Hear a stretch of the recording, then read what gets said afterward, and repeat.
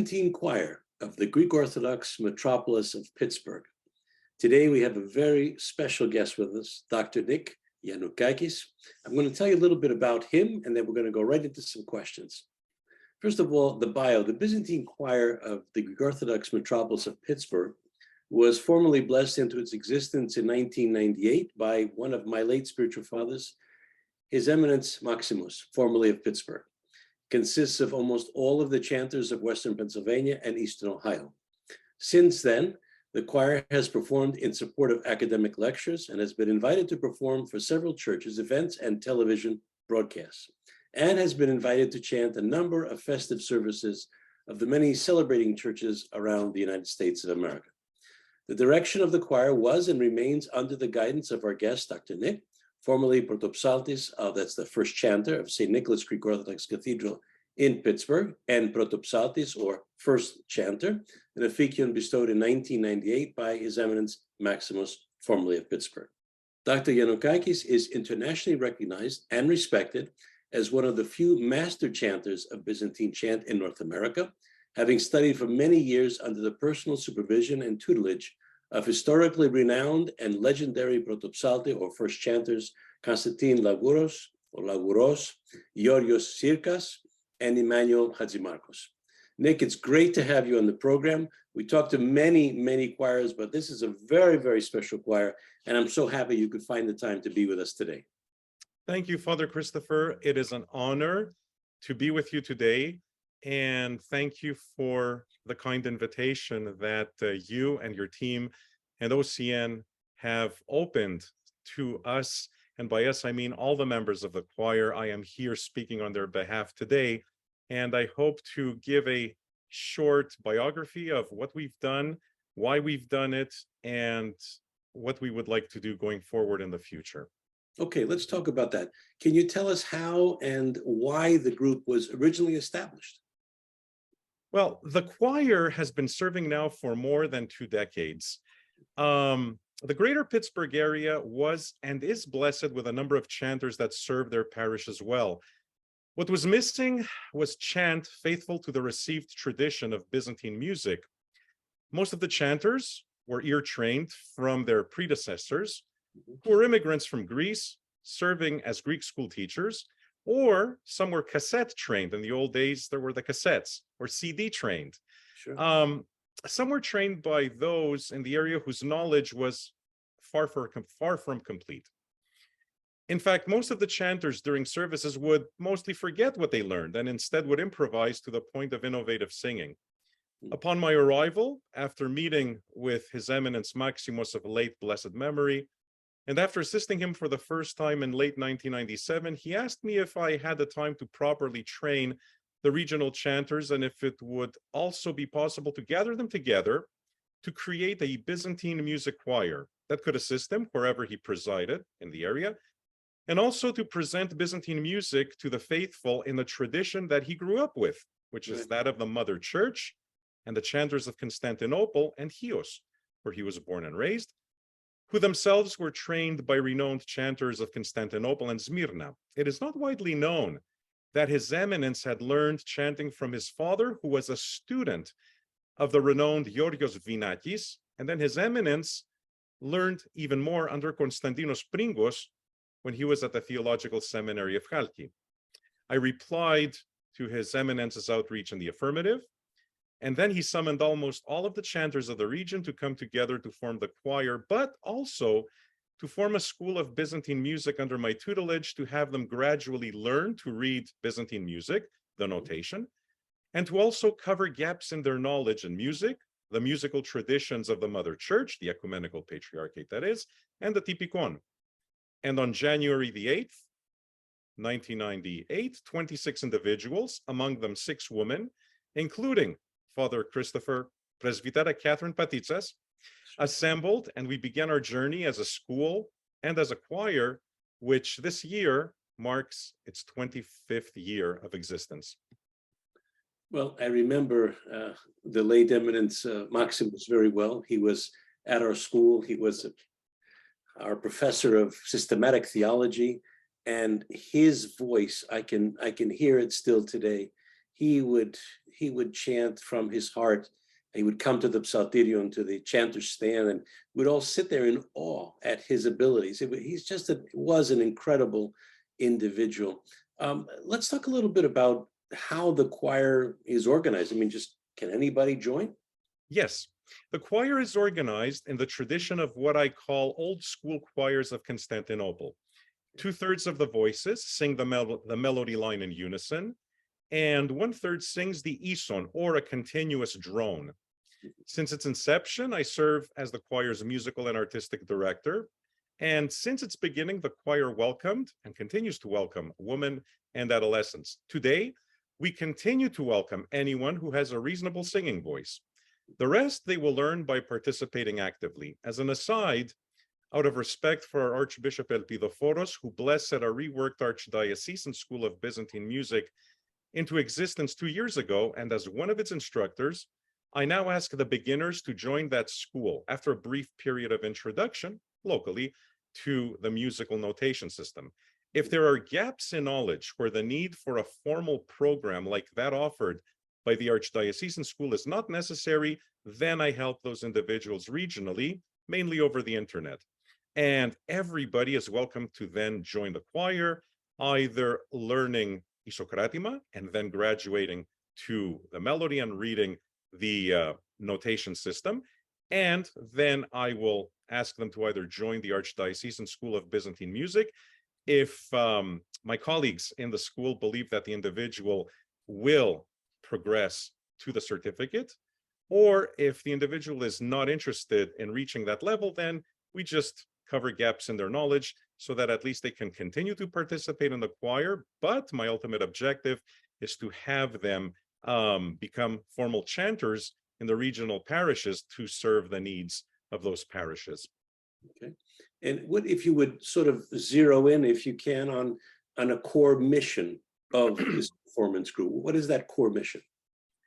So in the first 15 years, formal Byzantine choirs were far and few in America. We were therefore invited to celebrate community feasts, services, and to participate in academic lectures. Since then, the number of competent ensembles has grown to serve ecclesiastical needs. And so our core mission today is education, to present matters of ecclesiology and theology through the hymns and the music of the church. For example, we presented a topic, I think 2 years ago, on why the word logos cannot be translated into word, with quite a theologic essay on the matter.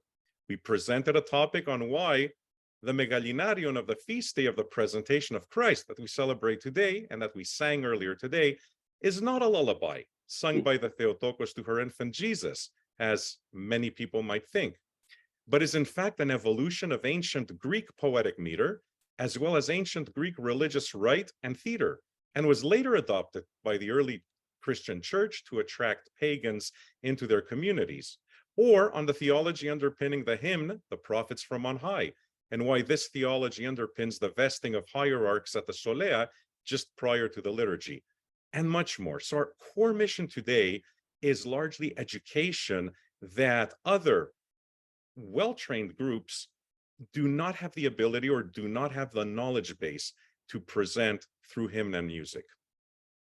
Well, you gave just a few examples of how important education is. And people who don't learn cannot see where they're going. So this is very, very important. The beauty, the majesty of Byzantine chant is just phenomenal. Why do you think it's important? I mean, I have my reasons. I love to be in the liturgy and to chant, to serve with a wonderful choir. My papu used to say the experience, in other words, the hair should lift on your arm. It should be that kind of an experience. Why do you think it's important to share Byzantine choral, that tradition? Father Christopher, as you know, a chorus, a choros, the Greek word, is a consequence of unity and fellowship and nurtures this fellowship. The church refers, as you know, to the chorus of angels, the chorus of apostles, the chorus of saints and martyrs. And inside this unity is expressed the faith and the tradition. Underpinning all of this is agape, Choral tradition begins, in fact, with congregational singing, which defined the infant Christian communities and later adorned St. Sophia in Constantinople, the Church of the Holy Sepulchre in Jerusalem, the cenobic monasteries of the expanding Christian world, and many churches in the Orthodox Christian world, including those of Constantinople and major dioceses in Anatolia, the Pontus, and Asia Minor. The decline of choruses occurred under Ottoman rule, where education was at a premium and where the church shifted its role as a provider of the local people, as well as to keep the Greek language alive to the best of its ability. Also, one need not forget about the hidden schools, which were essentially gatherings of students inside a church during Ottoman rule. There was no room to maintain, let alone train choruses. Having said this, the received tradition of Orthodox sacred music is choral, not necessarily a chorus of 20 plus voices, but at a minimum 3 voices singing in unison and 2 voices singing the ison, that drone. Again, I emphasize that choral tradition is more than music. It reflects fellowship and agape. And inside this fellowship and agape among hymnodists is Christ himself. Nick, how do you see this unique, this historical tradition finding its place in really a diverse and increasingly English-speaking American Orthodox Church? This tradition is growing, Father Christopher. When I came to America in 1997, there were, I think, only 5, maybe 6 formal Byzantine choirs in active diaconia, active service, that taught and presented the received tradition of Byzantine music, by which I mean the tradition of the Mother Church. There were 2 in Chicago, 2 in New York, and the choir of the Theological Seminary in Boston. In church, formal learned small chorus ensembles singing in Byzantine manner by a small group of learned chanters at the Analoion, the chanter's stand, was almost non-existent outside of some major parishes in Chicago, New York, and Philadelphia. Since then, choral practice, that is, ensemble singing at the Analoion, has grown significantly and is expanding. The almost exclusive use of the original Greek text has now evolved into mixed Greek-English or exclusively English. Thanks to the tireless diaconia of Father Seraphim Didis, there is now a very large usable corpus of English translations that are metered on the original Greek, making implementation of Byzantine chant on these English translations, I would dare say, effortless. Thus, this old ensemble tradition is returning to the analogia of American Orthodox churches, certainly inside those defined by the traditions of the Ecumenical Patriarchate, the Patriarchate of Antioch, and the Orthodox Church in America. Ensemble choruses, whether mixed, all male, or all female, are easy to form. They are a cappella, they rely on simple harmony, and consequently, they do not need time-consuming expertise in multi-part voicings and instrumental accompaniment. And, most importantly, they also reflect the apostolic tradition at its fundamental level. Now, while I will argue in favor of retaining as much of the original Greek text in our services as possible, because otherwise we risk, and in certain instances, we have fallen into the trap of orthologic wants, which is contrary to Orthodox mysticism. I am sensitive, however, to the younger generation that comes to appreciate and grow in our faith through English. Paradoxically, and contrary to some surveys conducted on behalf of the Archdiocese, my experience, and it's only anecdotal, with growing young adults, and most importantly, the converts, indicates that eventually they yearn for the mysticism offered by the Greek language, even if they cannot fully understand it, its biblical Greek nature. That is, our faith, as you know, Father Christopher, is experiential and mystical, and not orthologic in substance or objective. Okay, good points. Very, very good points. Let's look for a minute at the educational opportunities that are provided by the choir. You mentioned some things. Get a little bit more specific, if you can. Absolutely, yes. So although the formal multi-year training program that was offered by the School of Byzantine Music of our Metropolis over the past 23 years is now part of the Archdiocesan School of Byzantine Music, by joining our choir, individuals, young and old alike, all genders have opportunities to address gaps in knowledge, to prepare to join the formal training program of the Archdiocesan School of Byzantine Music, should they wish to progress to the certificate, as well as to perfect their knowledge in matters of the typikon, that is the rubrics of the services, to better serve their church at a practical level.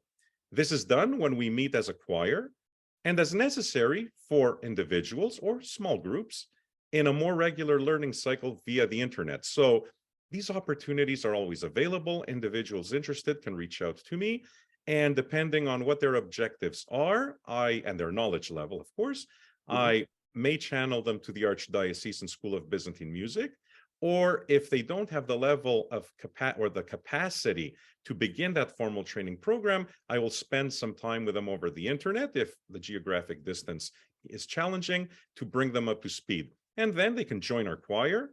And concurrently, once they reach the level of registering inside the Archdiocesan School of Byzantine Music, they will do so. And how do folks get in touch with you, Nick? Is there a specific website or an email address that they can contact you? Yes, Father Christopher and Noel, if you can put a link somewhere in this interview, maybe the tail end of the interview, either with my email address or the website of our choir or the Facebook site of our choir, I would appreciate it. I'll just give you the email address. It's very simple to remember. It is N as in Nicholas, G as in George, IANN as in Nicholas, the number 1, at P as in Peter, ITT as in Thomas, .edu. So you can reach me there. That's the easiest way to reach me. Very good, very good. Let's look at a minute. I mean, now you've done some performances, so the choir has done some work there. How do you structure these performances? And I'm looking now at people who are Orthodox, or people who might not be Orthodox, but are really enticed by this Byzantine music that they begin to hear in their ears. Everything will begin by what I perceive to be a gap in knowledge, either among the people who are not Orthodox, but who are Christian, or who may be of other faiths, but a gap in knowledge that is overarching. So I begin usually like that. And that gap in knowledge inspires me to select a theme that is universal to that group of individuals. And then I choose among our hymnologic and musical traditions to build a theme that will fill that gap in knowledge. Or it could be choosing a topic that arises, unfortunately, due to ignorance and sometimes distortion of our traditions. So I would like to write what is wrong. One good example I can offer, and I mentioned it earlier, is this unlearned myth that some of our clergy share, unfortunately, that the Megalinarion of the Orthros, the Matins, of the feast day of the presentation of Christ that we celebrated today, is a lullaby sung by the Theotokos to infant Jesus. Nothing is further from the truth, in fact. And myths such as this are propagated among the people. I am now referring to our Orthodox sisters and brothers. Myths like this are propagated among the people, resulting in distortions of faith, or the theological inept translation of logos into word. Inspired by themes like these, I begin putting together a lecture component, and I consult renowned theologians, and then I bring together hymns relevant to these components. The music underpinning those hymns is strictly traditional and respectful of what has been received from renowned and respected protopsalte, first chanters of the Mother Church, the Ecumenical Patriarchate, as well as other protopsalte of all time that served other churches in Constantinople and large cities in Asia Minor. Okay, let me ask you this. There are, of course, parish programs. I've served as a priest for more than 40 years in various parishes throughout the nation, and there's a parish so-called music program or choral programs. How can you, or do you, work with these established programs that are already there to enhance what they've done, but maybe right some of the wrongs that are out there too? Father Christopher, as you well know, the Archdiocesan District and some of our sister metropolises do have excellent musical programs, which are quite educational. Unfortunately, our metropolis does not have any parish music programs to teach these musical traditions to others outside of the Byzantine music school that I have directed for 23 years, which has recently largely shifted attention to covering gaps in knowledge of our area chanters and anybody interested in coming to learn the music and the hymnology. I tried many years ago to inspire such a program for youth and young adults at the Metropolis level. And when I served as the first chanter in the cathedral in Pittsburgh, and for reasons that I can only speculate about, I encountered formidable resistance. I pray that perhaps one day, and speaking only for the Metropolis of Pittsburgh or about the Metropolis of Pittsburgh, that a younger generation, as they have children of their own, will see the value in seeking the expertise and enthusiasm that I have brought to the region and offered over these past 25 years to hopefully tear down this wall of resistance that is inexplicable that still exists. For now, however, those interested can join the choir, and based on individual or small group needs, there are ways to move forward in person or over the internet, even para-ecclesiastically. Concerning other choral programs, we have worked with and presented workshops and concerts and lectures jointly with Orthodox choirs of our sister non-Greek Orthodox Archdiocese of America sister churches, and choirs of non-Orthodox sister churches like those of major Catholic, Presbyterian, Methodist, and Lutheran parishes in the area in celebration of what unifies us as Christians inside the music and hymnology, sharing what we have in common, our hymnology with their hymnology, our music with their music, the underpinnings of their music because of our music, what was transferred to the West by Byzantine chanters beginning about the 9th, 10th century. Okay. We spoke before about putting the website on the on this interview. Noel, we're going to do that, I know. Let me ask this sort of like two final questions for you. You're going to have to snip some of this out, Noel. How can our audience here interact with and learn from your work? And what are your future plans? A very detailed history can be found on our webpage as well as our Facebook site. We have recorded many of our events in full or as individual clips, and these can be found in our choir YouTube channel. I hope, Father Christopher and Noel, that those links can be provided inside the video of this interview. Now, in its concerns our future plans, we plan to continue to present lectures supported by the representative and relevant hymns and music at least twice a year. COVID-19 unfortunately postponed many invitations from churches and academic centers, and as a consequence, some of the planned lectures were supported by a subset of the choir, those who are knowledgeable with the internet and cloud recording studios. That is evidenced, I think, if you look at our YouTube channel regarding the presentations of the last 2 years.